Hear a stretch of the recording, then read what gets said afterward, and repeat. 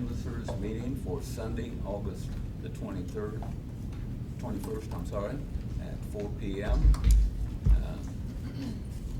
Before we go into the canvas, I got a couple questions. Sure.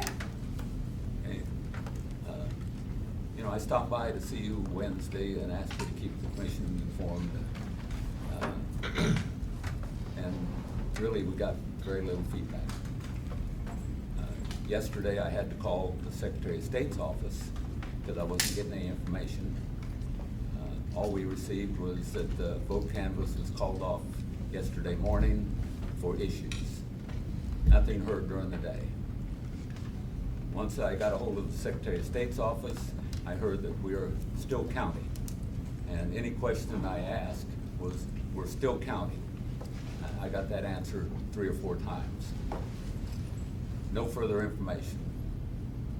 In addition, I expected your office to put out regular communications through our communications department to let the public know what's going on, because we have to make sure that this election is open, transparent, fair, and accurate. And if we're not open, fair, transparent, and accurate, it calls in the people's question that are having second thoughts about whether or not our elections are accurate. So then I get a text that says that they went over to the farmer's market and found out that we were still counting, but no observers have been notified. I can tell you that communications never sent out an email or a press release that says that we're still counting. So I don't know if observers were there or not. They were. So how were they notified? We never ended our process. So we did finish the counting on, the initial counting we finished on midday Friday. Well, midday Friday to early evening Friday. Then we started the process of data entry. We did data entry all through the evening and then started the process of proofing. During the proofing process, we came across the knowledge that although our board did a great job of counting, in one category they failed to separate the votes into the correct precinct batches. So we needed to go back and start proofing those, and that's what happened on Saturday. Our doors were open every day. I know that news media was there as late as 6 or 7 on Friday while we were still working. And our doors were open, people came in. We had observers, and many of our observers actually. Why didn't this person that texted me know that, or not know, that observers were still available to observe on Friday or on Saturday and Sunday? What did you do to notify the public that observers could be available on Saturday and Sunday? Well, I apologize, I did not do anything proactive to notify the Well, public. I know you didn't do anything proactive, because I only asked you at least 2 or 3 times to be proactive, and you didn't do it. Well, I wonder if this could be a discussion that we could have after. No, this is an open meeting today to discuss the election, and what we're doing is playing right into the hands of the people that say that this is not an accurate election because people were not available to be observing. So we have to discuss this today. This is the only time we can. Well, maybe we could change our tone in how we do it. No, I am not happy that the communications has not been there from the first day. So what would you do differently? Quite frankly, I don't have the resources in my office to do the job that I need to do. We provided you resources over and over again during this process. Yes, that's true. As far as staffing is concerned, I don't currently have the staffing table, and I'm working on that, and I've made some requests, but I don't currently have the staffing table I need to do all of the work that I have to do along with the job that I have to do. So I do apologize. I did send some information that we did find some things in proofing that we weren't comfortable with, and so we needed to continue. I apologize that I did not make a press release specifically for that. Again, I dedicated my time to trying to look at the things I needed to look at to make sure we could get this accomplished, and unfortunately, we were not able to meet our deadline. There are a large number of people that don't believe our elections are fair and accurate. We have to make sure that we do everything we can to dispel that myth. I truly believe they are. I'm not saying that they're not. I believe that we're doing the right thing. It's just that we have to make sure that we do our part to keep the public informed, and we're not doing that. I apologize, Mr. Chairman, I'll do better. Since observers showed up, I assumed they knew. Commissioner Howe, do you have any questions? Just on the process, so when you sort the ballots by precinct, that's as far as the sorting goes until you start doing the yeses and nos. You don't sort them by the Republican ballots, Democrat ballots, and unaffiliated ballots. They don't sort into that In this level. process, no, because each ballot had the question on it. That's the first question. The second thing was, again, the observers' access. I did get quite a bit of feedback regarding being able, observers wanted to be able to get access to, observe the process so I can see what was going on and maybe hear any conversation that was going on, and they could verify that the sorting was happening, So can you please describe that process, and so we can know for sure that the observers had a good chance to see what was going on? Well, the rules I looked at said that an observer cannot come within 3 feet of a table. So we did our best to get as close as we could and stay at that 3 feet. We didn't have room to make 3 feet around every table. But as I understand it, observers are not necessarily entitled to go to 3 feet of every table. But we did make the process as open and transparent as possible. I spent a lot of time talking with observers, answering questions, talking through the process. Many of the observers that were there actually did take place and held us account and proof in that process. And I probably would have to agree to disagree. I think with the way I interpret that law is it says they have a right to be not within 3 feet, but at the 3 foot mark to any process that's going on. So if there's a room full of tables, they should be able to get within 3 feet of that table and that table and that table, basically 3 foot, from each of the tables as they feel needed. So it's a matter of interpretation, but we need to have that cleaned up, because I do think there's a public interest in this and trying to be transparent so they don't have any concerns about us following the process correctly. To me, it's a really important point that the observers have to have access to that level. Otherwise, we have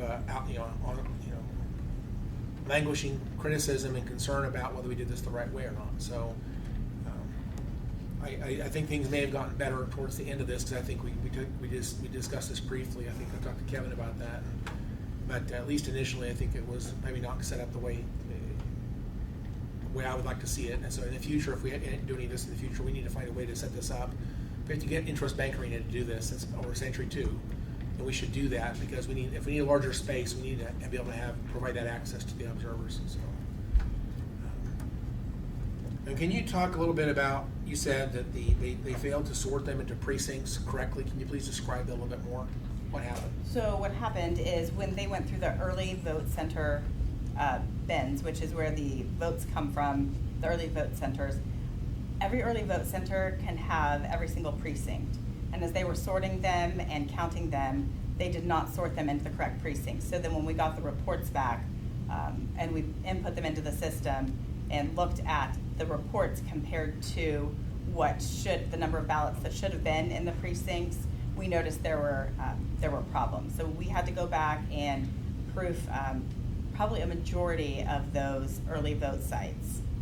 So earlier in the regular canvass, I mentioned there was a situation where there was a ballot, I became familiar with it, where the ballot on demand printer printed RI03, should have actually been just 103, Republican ballot 103, and they printed RI03, but it looked like a 103. Is that the similar problem that caused this to happen? I'm not entirely sure what the problems were, why they didn't get them sorted. We did see, as we went back through and started sorting them, we did see other ballots mixed in. We did see packs. Sometimes they were close in number, sometimes they weren't. So when I say close in number, maybe it was 224 and 226 together, but sometimes they were not close in number. So it caused us, anytime there was a major discrepancy of how many ballots should have been in that precinct to how many ballots we were seeing in that precinct, we had to go back, separate those, make sure there wasn't any problem. So we started by taking all of the early vote ballots out, sorting them again, going through them after we had sorted them into their precincts, pulling out anything, and then still, as they're at the table, occasionally you would find one. It's a manual process. It's a lot to do. If I had the ability, if we have to do this in the future, I would try and look for the ability to sort by hand first and then use a sort on our equipment to spit out anything extra. Because they did a good job of getting most of them in the right category, but not all of them ended up in the right category. So, did you try to capture some of the details about, was it every early vote center had the same problem? They all had the same problem? Yeah. It wasn't the same, okay, so you said 224, 226, those are pretty easy to see the difference, but again, that I and the 1 look very similar, and I was just wondering if that has to do with alphanumeric precincts or just numeric, it's all, everything. It was a complete mess, it was just a mess. Yes, it was very, it was not sort of the way we would have liked it to. And it is possible, we do have a lot of precincts that look a lot alike. We have an NI and an NI01. As we're going forward and redistricting and finishing up and reworking precincts, we may look at potentially renaming those so they're not as easy to be confused. I think we might look at also just some font changes or possibly some separation between the letters and the numbers so that it's clear what, this is a township prefix versus the ballot style number or whatever, but there needs to be some thought given to the, it may be easy to misinterpret 2 ballots that are similar in look, but really they're not the same ballot because of those types of mistakes. I'm not saying that's what happened, but I'd like to just, to troubleshoot that. It'd be nice to have some more information as to why that happened. Sure, and also it's a manual process, and you have people who are there for a lot of hours, and they're tired, and they're sometimes chatting and distracted, and the good thing about manual recount is that people can lay eyes on the ballots and say, hey, I think this voter meant to do this. The liability is that they are, people are humans and people do make errors, make mistakes, overlook things sometimes. So 2 other questions. So with respect to the law saying we had to be done by 5:00 p.m. on Saturday, we're obviously late. What's the consequence of that? I'm not sure of the consequence of that at this time. Okay. Then also, I remember that when they asked for the recount, they said if they find a change, now of course the change could be, the prevailing number would change. I'm sure that would be no question that there would be no charge to the requester, but that did change. I see the results here. It did change by about 30 votes altogether. So I'm wondering, does that indicate that we're not going to charge the requester for the recount? It is my intent to submit costs, but I would defer to county counselor. My interpretation of the statute is that there has to be a substantive outcome change, not a change by 1 vote or 20 votes or anything. Here we've got 24,000 votes. That's not a substantive change in the outcome of the election. So my belief is that the statute requires reimbursement. That's all my questions for now. Thank you. Thank you, I appreciate it. One question on the undervotes. We've got about 2,600 undervotes. Is that because it was the last thing on the ballot and they went through a bunch of judges and didn't vote on it, have anything to vote on, and got down and just skipped the last thing? Because that's a pretty large number of undervotes. Potentially, but you also had several unaffiliated ballots as well, where that was the only thing on the ballot, and you could have undervotes there as well. And you had undervotes when they only had one thing to vote on? I'll be honest. Okay, Mr. Cruz, any questions? Okay, so could we learn from this? Absolutely, but no one in this room has done this before ever, and so you were learning on the fly. I don't believe that you were doing anything nefarious as sort of insinuated today. This is something that you've never done before. And I think the way that this has been discussed today only perpetuates the false narrative that our elections are not safe. And so I do believe that we haven't even discussed the counts. Could we just verbally discuss the counts? I would really like to understand what this sheet means and why it's sitting in front of us. Could we go through that? Because that's why we're here, is to talk about what the actual recount is. No, why we're here is to certify the election. And that's what we're trying to do, is to find out that the election is fair, accurate, transparent. And that's what I'm getting at. I strongly believe this election was fair, accurate, and transparent. However, what my concern is that with the lack of communication, there are going to be people that say it's not, and that's my concern. Well, you felt you weren't communicated to. I felt I was communicated to. So we do have a differing of opinion here. I felt like staff kept me up to date when we Staff were is not the supposed one to that be knows what's here. going on. I'm sorry, Commissioner. Okay, well, can we get back to the question that I asked, was for her to go over this sheet? Would that be an appropriate question to ask? No, but we need to make sure all questions about how this recount was conducted before we can certify it. So I need to find out if there are other questions on. That's my question. Can we please talk about this? This is my question. First of all, Tony Cole, do you have any questions? I don't have any questions. Okay. Thanks, sir. All right, and now we can go and find out exactly how you did this recount and what the results are. Okay. So our timeline and our process was to get logistics set up on Tuesday to count Wednesday through Friday, and then Friday evening to do data entry, tabulation, and proofing. Again, as I mentioned, our board workers did a great job of counting, but we had that problem with them sorting. So that required work on Saturday to resort and get those all into their correct precinct batches. However, the vote total didn't change. The yeses are 61,843. The noes are 85,855. And when I say the vote totals didn't change, I mean the vote totals from our data entry to after we sorted everything into the correct precincts. Our team of staff and board workers worked several hours tirelessly to complete the process. As you said, a recount of this size hasn't been completed in Sedgwick County, and it is on my agenda to do a tabletop. It would have been great to have a trial run for this, but we didn't. Took 5 days of work plus a canvas board of up to 140 people. We had 139 on the 17th, 106 on the 18th, 80 on the 19th, and 25 to 30 on the 20th to get this done from 9 different departments as well. People sent county employees. What you're looking at in front of you is, this is the outcome, and then you have a smaller sheet that shows what the original certified numbers were and what the new numbers are. So your original official is the yeses were 61,824, the noes were 85,923, overvotes were 12, undervotes were 1,351, for a total ballots of 149,110. Your recount is 61,843 for yes. Your noes are 85,885.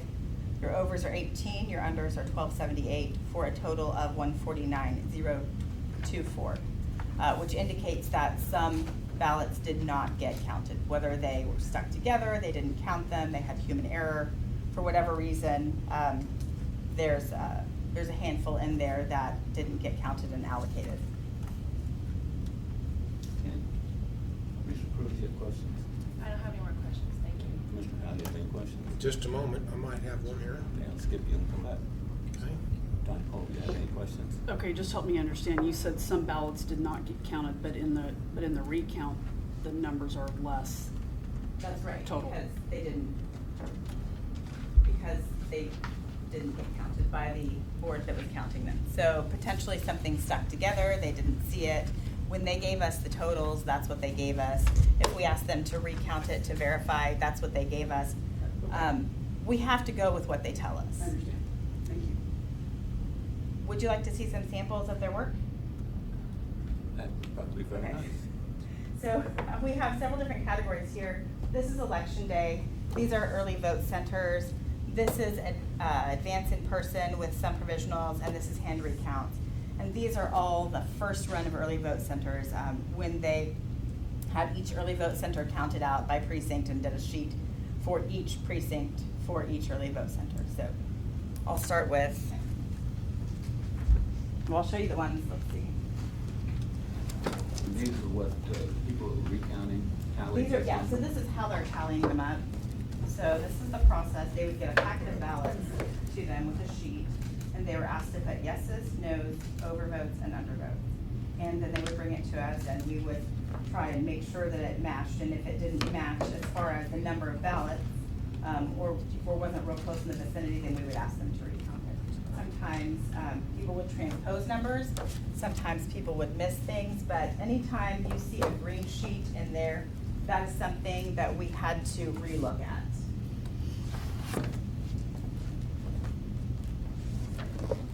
Here's the advance. And they're separated by precinct. And so each one of these pieces of paper represents a precinct, an account that a team of 2 did. These are election day sites. These were done by site. Those were a little easier for people to do because you didn't have multiple, you didn't have precincts at multiple sites. You only had them at the one site for the election day. What criteria do you have to go to a green sheet? So a green sheet, what this means is that this sheet right here was a total of every precinct and early vote from every site. And when we were doing the proofreading, as I mentioned, there were some numbers that were just not right. Like maybe there were, 50 less in the total than there should have been.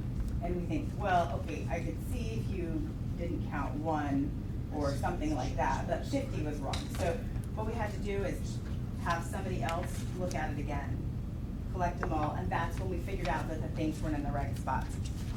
And just to give you a visual, this is what a manual process looks like. These are what they had to look at and redo. Sometimes a precinct had to be redone more than once. Again, people transpose numbers, their calculators. So if I see a lot of these are signed off with the folks who, but some of them aren't. They should have all been. Okay. We asked them to initial everyone, but again, you're dealing with thousands of pieces of paper. Sure. And a lot of human beings. And then each one of these has to be tallied. Entered into, yep. Okay. You got it. So for example, precinct 545, Mhm. when they tallied it, something was off quite a ways from what you originally showed for that precinct. Correct. And So you went back and verified the numbers from the hand count. So we didn't verify it, we gave it to a board to verify. So the board did verify it, yes. Okay. These are both on one. Couple of comments. I guess So earlier I made a comment, there was 30 ballots different. Let me clarify that. That was not, I misunderstood the sheet in front of me. Just for the video, so people understand if they're listening in by watching our YouTube later on. The yes votes, we apparently this process found 19 more yes votes than we had originally. The no votes lost 38 no votes. There was additional 6 over votes, and there were 73 less under votes. And the total was 86 less ballots total. Correct. So we went from 149, 110 down to 149, 024. Let me just make one point. And how many man hours did we expend on this process today to get to this point? Gosh, I don't have that total, but I know we've been working from 7 in the morning until approximately 10 at night for about 4 days. And there was 150 people involved at 100, some point. so not including the county manager's staff that helped us with logistics, communications time, and my staff. We had, I've got these numbers for you, 139 the first day, 106 the second day, 80 the third day, and between 25 and 30 the fourth day. And I'm sorry, I missed the hours. What were the hours again? Oh, about 7 in the morning to about 10 at night. Now, not everybody was there all those hours. So some people came half shifts, some people sat and came for 12 hours, 13 hours, 14 hours, a long time. And one of the beautiful things here is that because you had something to compare the data with, you discovered an error. Yes. If you had not done that comparison, the error may have gone unnoticed. Am I right about that? Yeah. So let me make a point. The 2020 general election had 43 questions on it. And there was 149,000 ballots. There was about double that many ballots in Sedgwick County. If you had to manually tally that race for all of Sedgwick County, do the math. How many man hours would that take to get to that conclusion? And if you make mistakes, you're not going to find them because you have nothing to compare it to. So my point is this. I think this is a great process to do a recount this way, but I think that to think this is a primary process for a general presidential election, we would not know the president for probably 6 months. Thank you. I agree. Okay.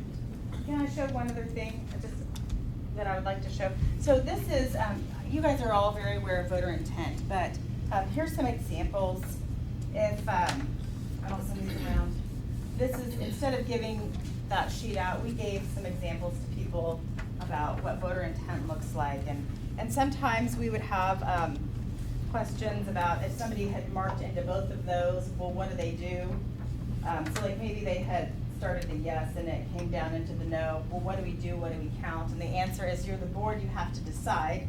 Do you think they meant to vote for both? Do you think they meant to vote for one? And what do you think they meant to vote for?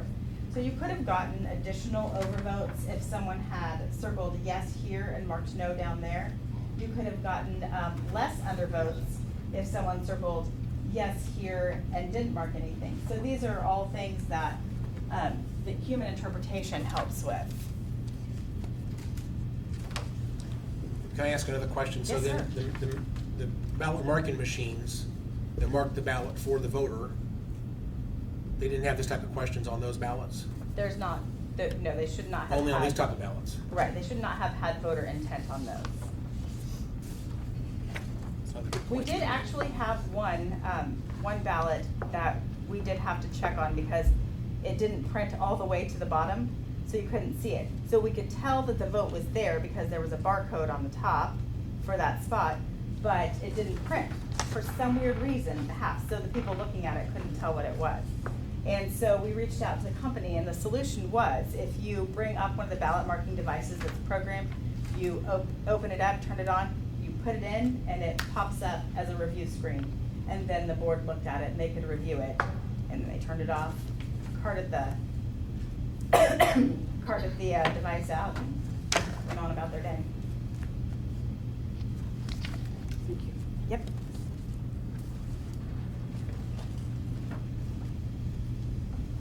All right, anything else to provide to the board of canvassers?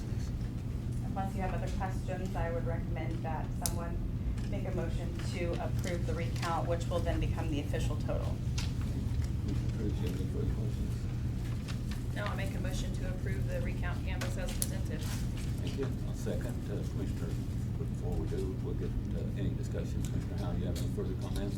No, I'm ready to go forward, thank you. Don, do you have any further questions? Thank you. Okay, we have a motion and a second. No further discussion. All in favor, say aye. Aye. Opposed, same sign.